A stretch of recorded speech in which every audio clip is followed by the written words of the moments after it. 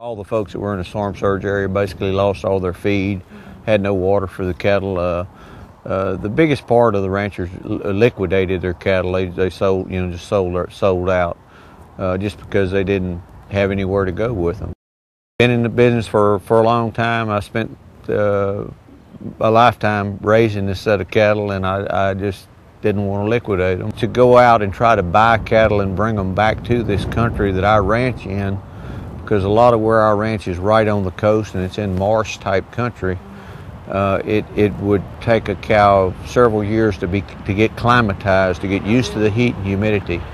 Working with the committee regarding the agricultural issues is challenging for the farmers. They lost their fencing, they've got salt in their fields, cattle have been relocated, they're leasing property. We ranch basically from sea level up to 8-foot elevation.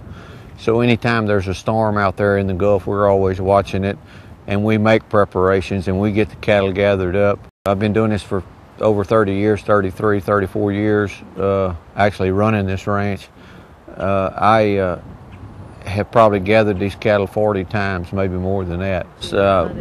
I spent in excess of $100,000 just in freight bills alone, moving these cattle to other parts of the state. The extra grazing expenses, my grazing expenses are running about $15 a head a month. If I had those same cattle here, grazing them here at home, it would probably cost me $4 or $5 a head a month.